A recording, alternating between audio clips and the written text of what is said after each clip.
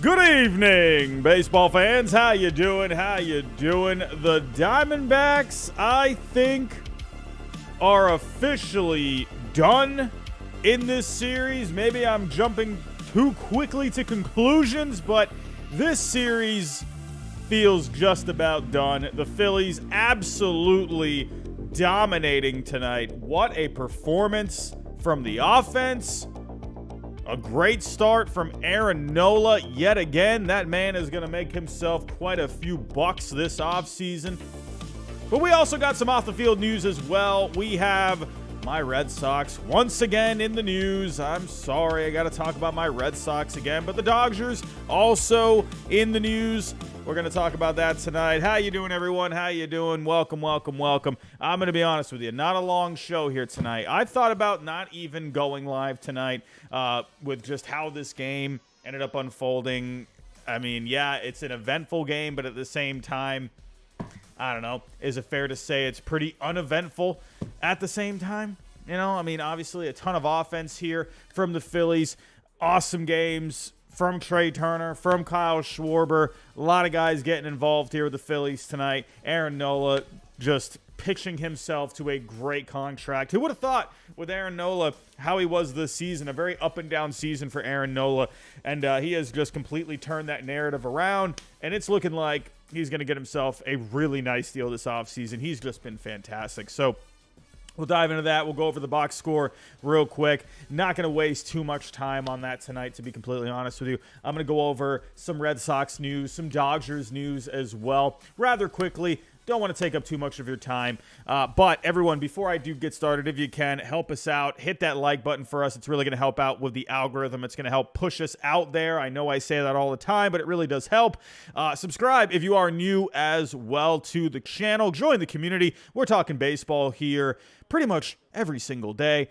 And make sure you hit the bell notification, everyone. I know I say that a lot. It feels kind of redundant at this point, but I have been noticing a lot of the notifications have a lot of people are not coming to the streams because of or they're not coming to the streams with the notifications letting them know. They're coming to the streams in other ways, and as well as videos as well. So hit the bell notification and make sure you hit all notifications. Don't click on the personalized one. Hit all notifications. That way you know I go live as well as upload videos, and share the show if you can. Tonight's sponsor is Underdog Fantasy. The link is in the description down below. It is, in my opinion, one of the best spots out there, if not the best spot out there, for all your daily fantasy needs. They have great daily fantasy games, including drafts, daily pick'ems, and so on for both baseball, football. Basketball is also around the corner.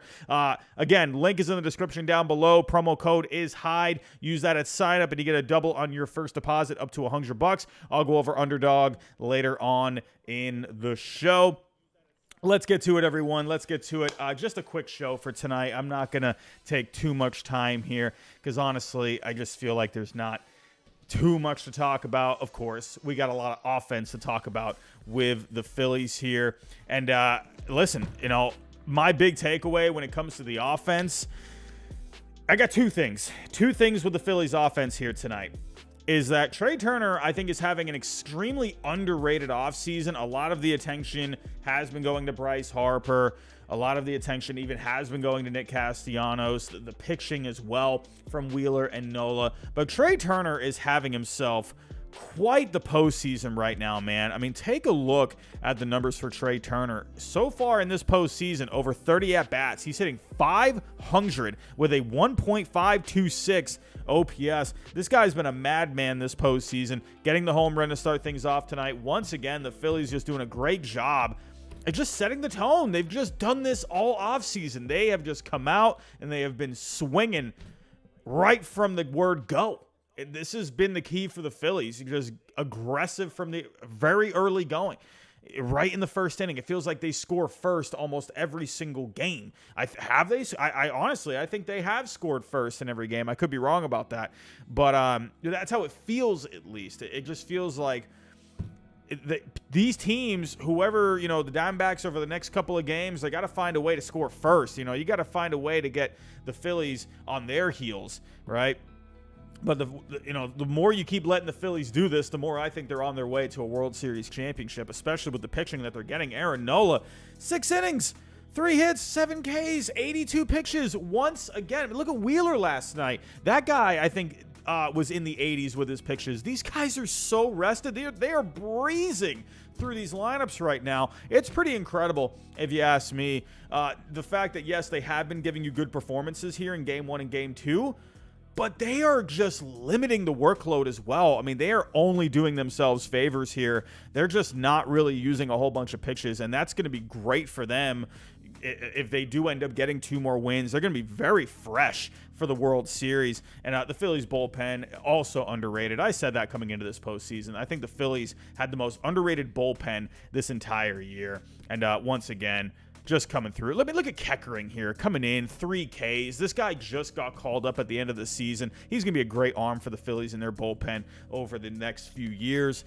But obviously the story tonight is the offense. Like I said, Trey Turner, he got it started in the very early going in the first inning with the home run. Schwarber, I said coming into this series, I expected a good series from Kyle Schwarber, and already he has gotten his home runs from 0 to 3 in the first 2 games. I said he would get hot, and because to me, when Schwarber is cold for a little while, it's only a matter of time before that guy heats up. JT Realmuto had the double, RBI single later on, 3 RBIs for him tonight. Marsh, he stays hot, hitting .350 in this postseason. That's another guy that's been pretty underrated here.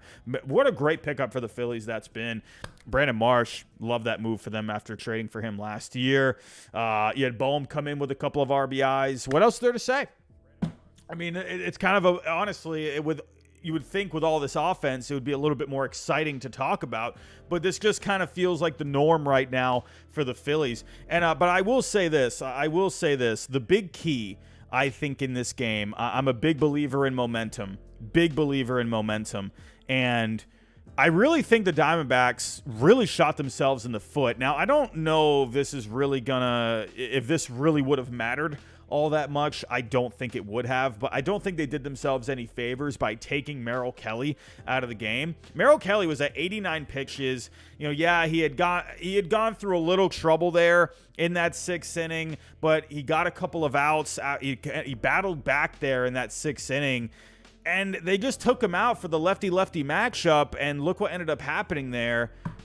And after him came Joe Mantiply, and he just ended up coughing it up. To me, we need to seriously, I don't know, I'm getting so tired over the last few years now.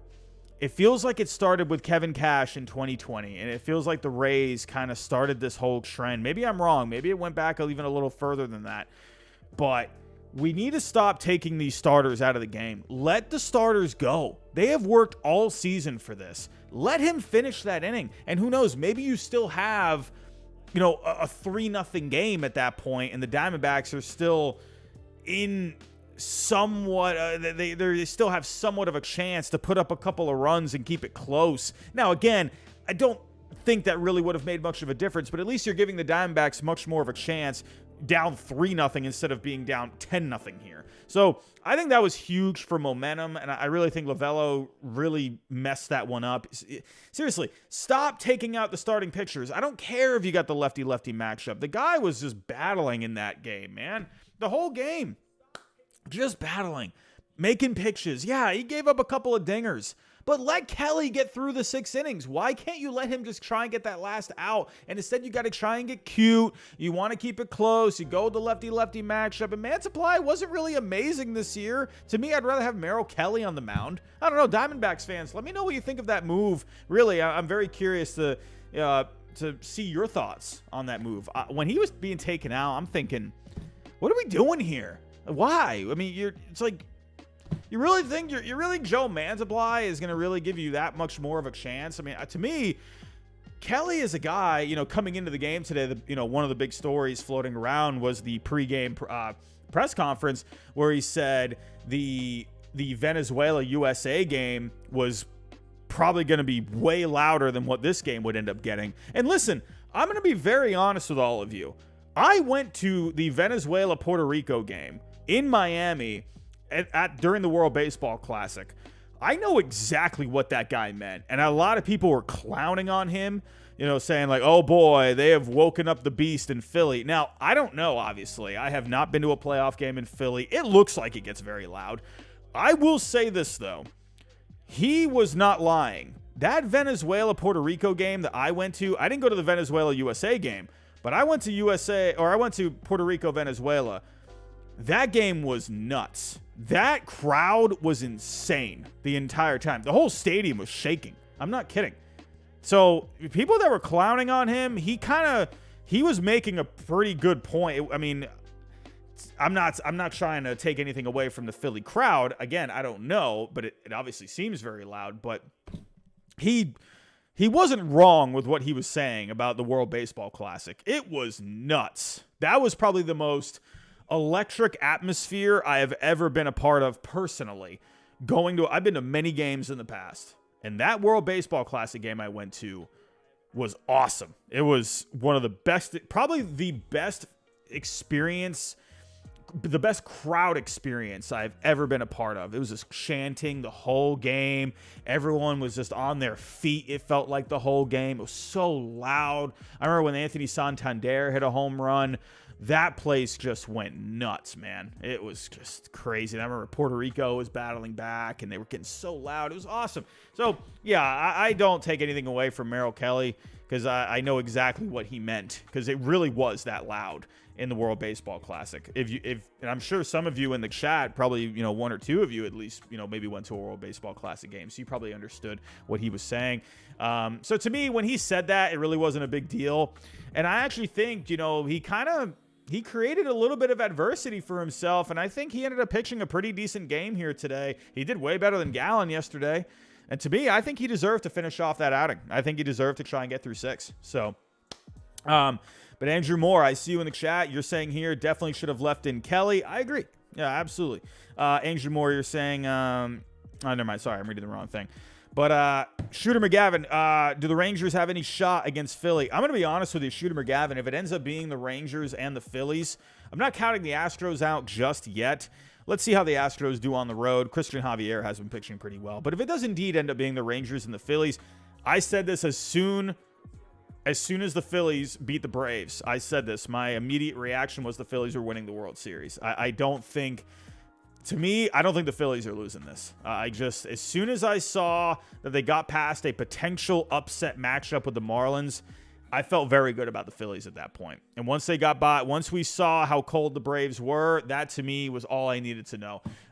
Going into this postseason, yeah, I went with the Orioles. I went with the Dodgers. To me, when it comes to predictions, yeah, am I putting my credibility on the line a little bit? Yeah, sure. But to me, when it comes to predictions, you just got to have fun with it.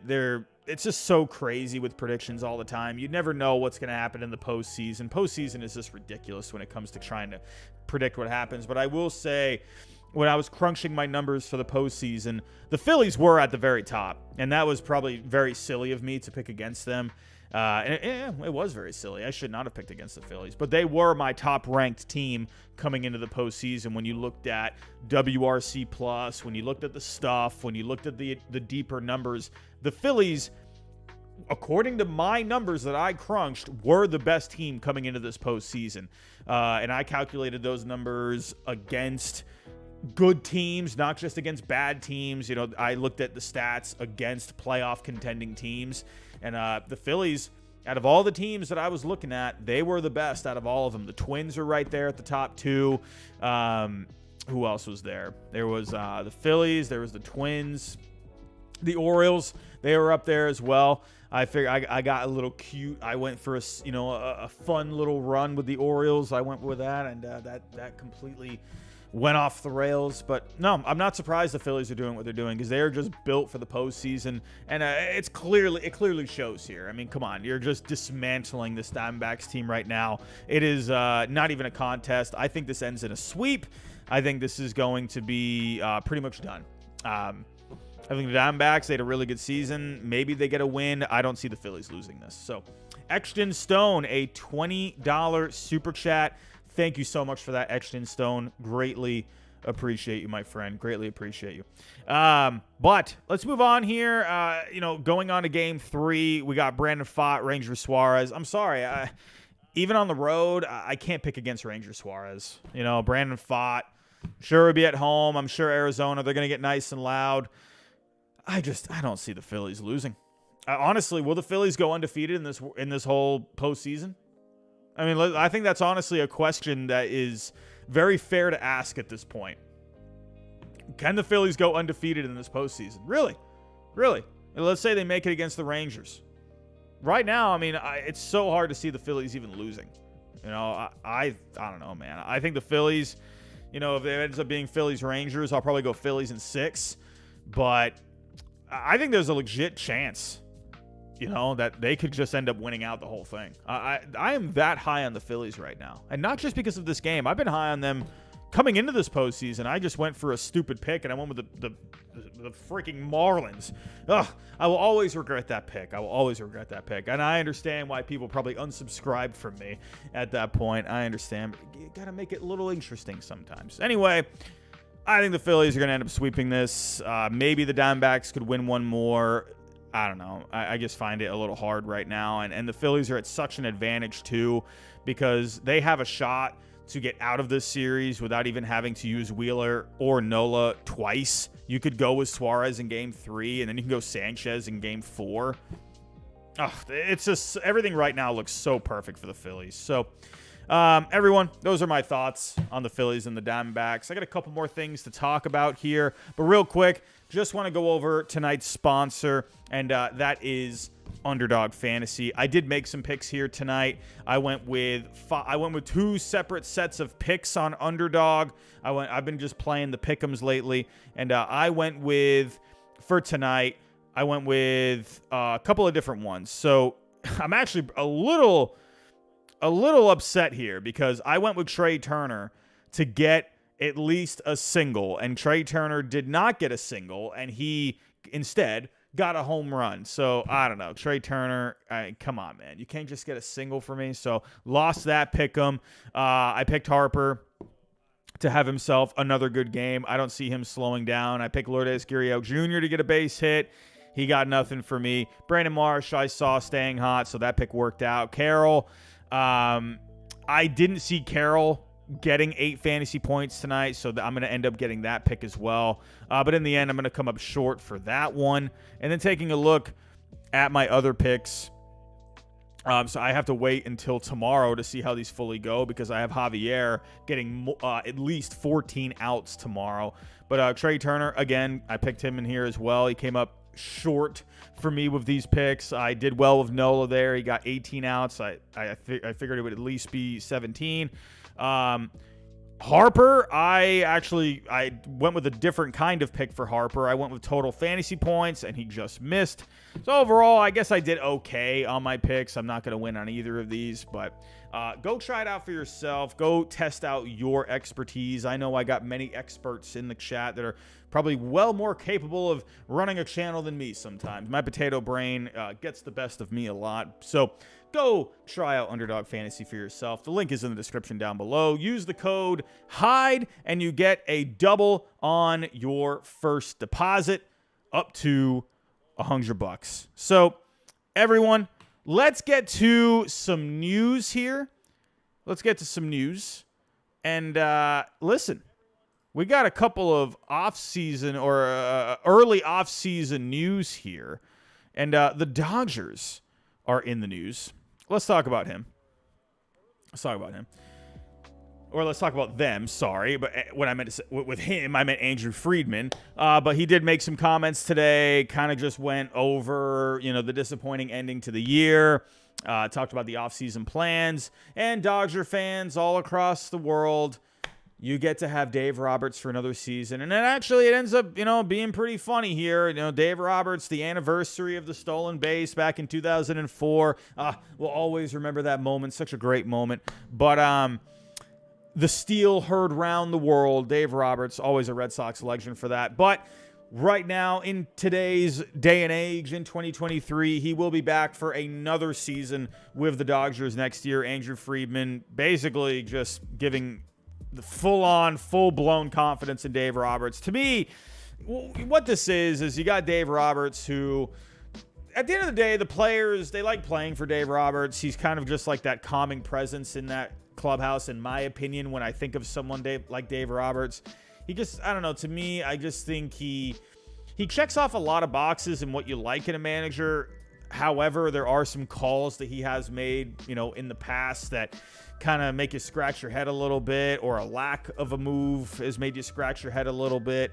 At the end of the day, though, I do think it is a collaborative thing. I think, Friedman and the analytics department, Roberts, they're all working together there. So they all seem to have a very good relationship. And in the end, I'm not surprised to see Dave Roberts back in the fold. But for the offseason, when it comes to actual moves, the big priority that Friedman listed out is starting pitching. And, is there really any surprise there? If we go take a look here at the Dodgers, when it comes to their rotation for next year, I would imagine Kershaw is going to be back.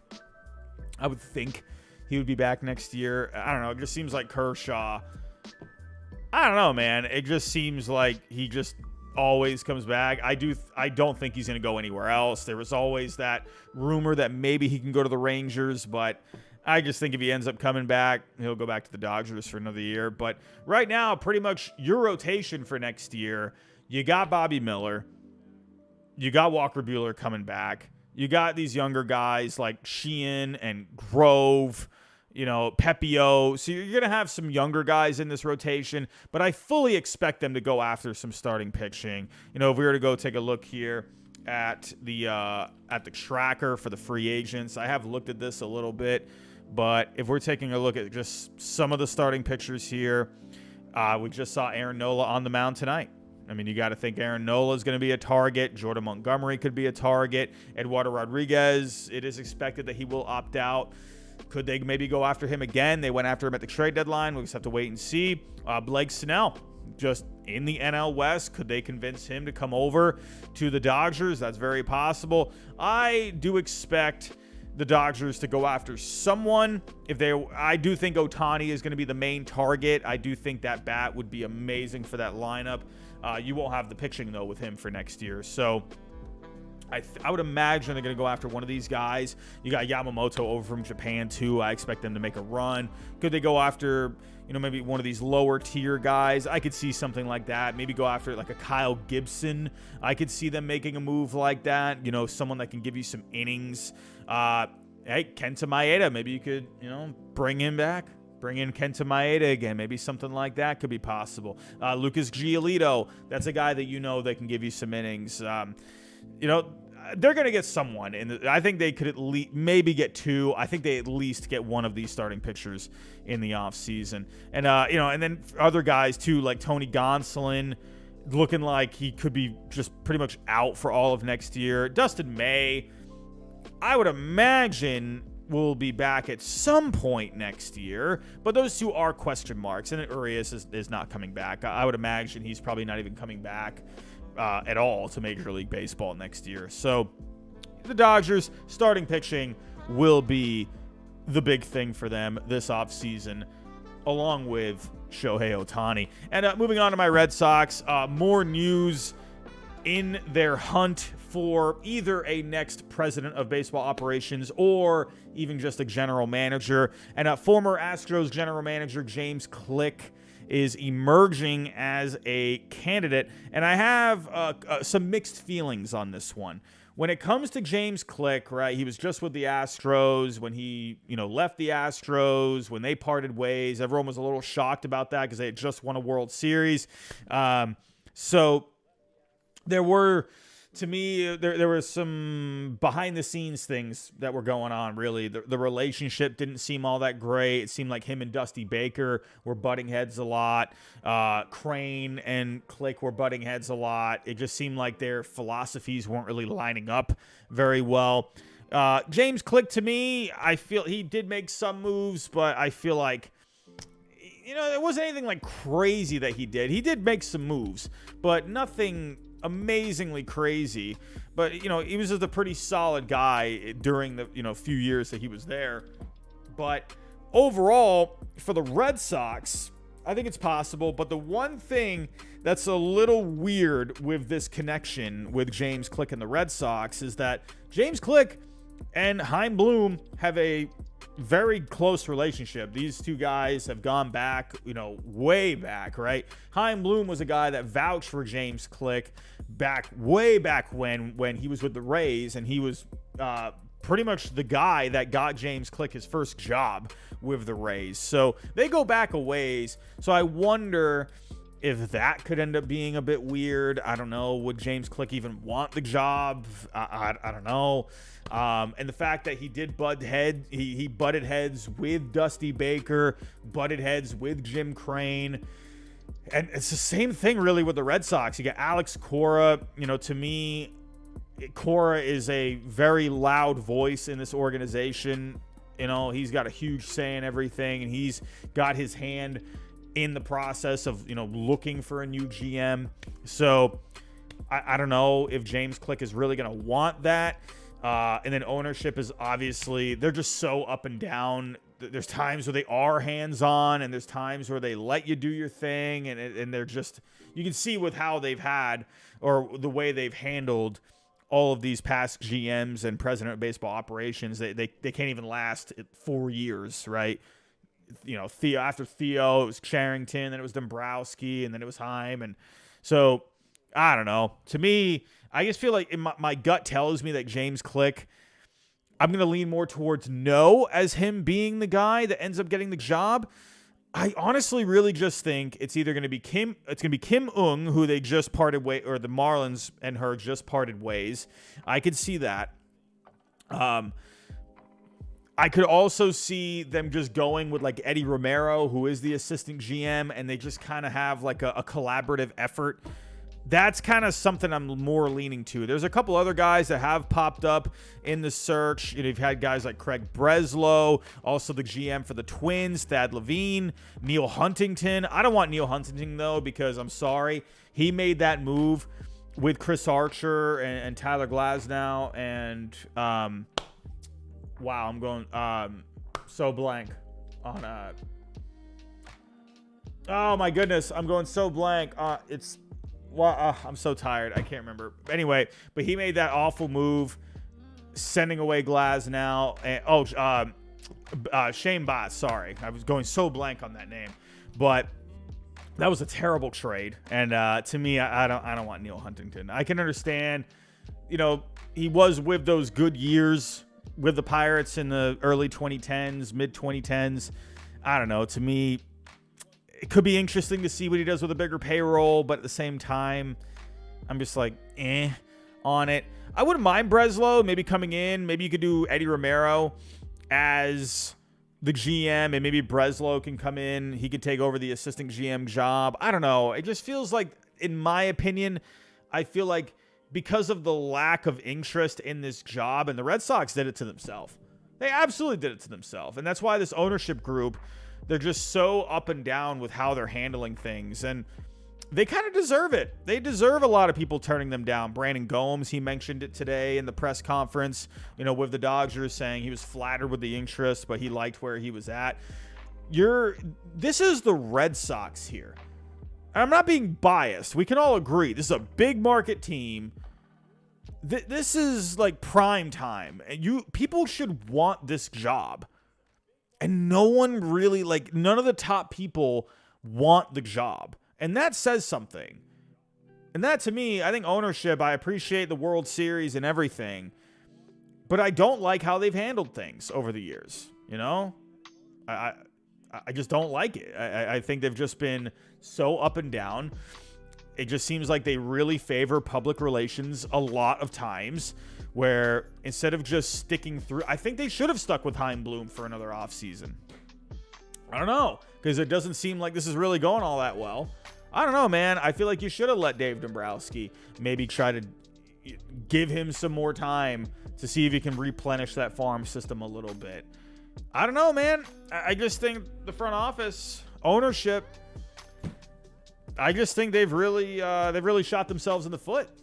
And I think their behavior with how they've handled things, it's really turned a lot of people off. And they kind of look like almost like a joke of a franchise right now. It's like this used to be a prime job, right? People would line up out the door for this job. And now none of the top candidates even want to get close to it because they know what's going to happen, right? Even if they do a good job, you could win a World Series for this team. You could replenish the farm system with this team. You could build a top 5 farm system with this team, but it's not going to matter. Right? You could win a World Series. It's not going to matter. So it's like, why would anyone really want to seriously consider this job if they're looking for long-term stability with their future, right? Because if you're coming to this job, you're pretty much coming into it thinking you got 3 years, which I'm not saying you should be right off the bat guaranteed to stay for 10 years, but come on, like, and honestly, I think the fans really put a lot of pressure on it. And I feel like if you had given it a little bit more time, I think things could have been decent. You know, I think things could have gone really well. I don't know. That's just me. I would have liked to have seen another offseason from Bloom. But here we are. And now you're seeing the effects of that, right? So, anyway, everyone, I think I'm out of here. I gotta get some sleep. I gotta wake up for work in the morning. I thought about not going live tonight because it was just a blowout game. And, you know, I kind of wanted to stay consistent. I know a lot of you have been consistently coming out. So, you know, just kind of wanted to stay consistent with all of you. But I will say this, everyone. Video content, like pre-recorded and uploaded content is coming back soon. So I need all of your help. Make sure, I know this is really annoying to say, but I don't want you to miss out on the content that I'm coming out with. I have been focusing a lot on these streams. So my last video were my awful predictions that I posted. But videos are coming back. They will be back this weekend. So please make sure you have that notification bell turned on. Make sure you have it set to all notifications. That way you know when that video goes live. I got a couple videos coming up after that. I got a whole list of them, everyone. I got a whole list of them, and we're going to start getting back into that flow. When it comes to this offseason, I did put a poll up on the channel. I got about 100 people in here right now. Thank you to everyone that came out. But I do have a poll on the channel. If you have not voted on that poll, I please ask if you can go to that poll on the community tab on this channel and go vote for it, because I'm trying to get an idea of sort of how to plan for this offseason when it comes to content. I definitely want to do streams to talk about the news and whatnot, but I kind of want to just get your ideas as well. I really favor all of your opinions, and I really do take them to heart, so I just want you all to let me know. So please go to that poll and go vote. It's just 2 choices, and just let me know. And if you do have any feedback, leave a comment on that poll as well. So I always greatly appreciate your feedback. So everyone, I'm out of here. I'm going to get out of here. I'm going to sleep. I got to wake up early for work. But everyone, have yourself a great night. I will probably be back on tomorrow night. It's game 3 with the Astros and the Rangers. So I would imagine I'll probably do a post game. You know, yeah, I'll be back tomorrow night. Everyone, have a great night, and I'll talk to you next time.